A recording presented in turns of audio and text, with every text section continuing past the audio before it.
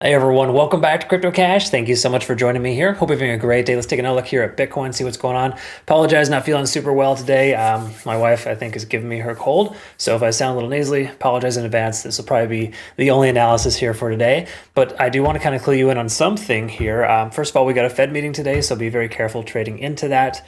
That's a fundamental catalyst. The likelihood of the price coming down the way that it is right now in correlation with that is pretty high. So just bear that in mind. If we take a look here at the hyperscan here, we can also recognize too that there's this crazy whale here that has been just manipulating the hell out of the market. Or more so, the manipulation probably is happening to try to stop him out, so to speak. Anyways, simple way to understand it, he's got a $377 million position and there's liquidation at 105K. So it's an interesting thing. This is actually sending the market into an uproar. This person, James Wynn, I guess it is, was up almost 100 million not 4 or 5 days ago and has since just flushed the toilet. So the reason I'm showing this to you is because it reflects poorly on the charts. You can see these strong ups and downs here, just almost the exact opposite of what he's doing. It's a really crazy, weird, manipulative market right now. So don't be surprised to see these kind of things happening right now. It's outrageous. Plus, all-time high territory, things get really weird. So there's just that too. All right, so let's take a look here at the overall situation here for Bitcoin. We can see here that with liquidation, there's liquidation below the price and above the price. So 106 and 112 is the lower and upper range there. We're kind of stuck in a range between that.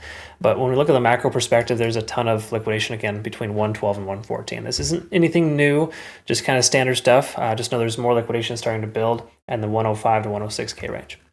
Taking a look here at liquidation delta, it has since shifted bearish, but when it compresses and kind of gets really close to break even, this is what happens when price action gets kind of crazy. You can see that start to kind of taper off and compress. The longer we stay on this tighter range, the more likely we are to have a breakout either up or down. This is kind of the consensus right now. If we take a look here, we can see open interest at 106 to 110. That's kind of the area there that we're looking at there.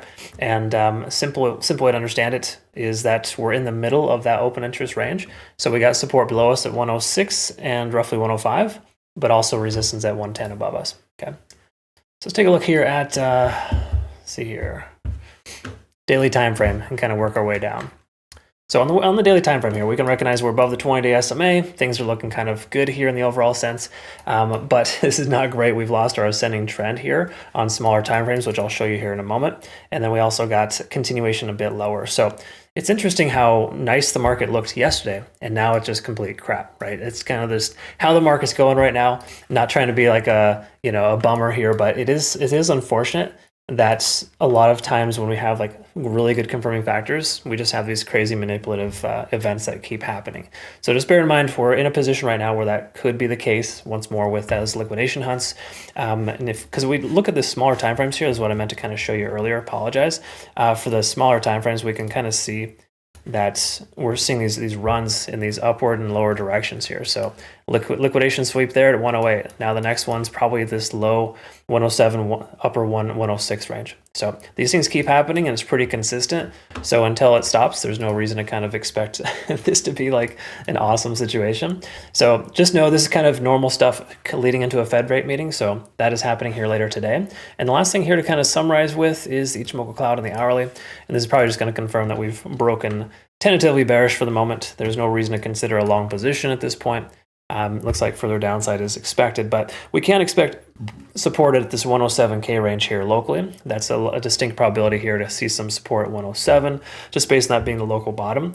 And that kind of speaks to that range that we're in. We keep compressing, and the more we do that, the more likely we are to break out. So that's kind of where we're at there. Hoping for some good news from the Fed rate meeting here today, just because we need it.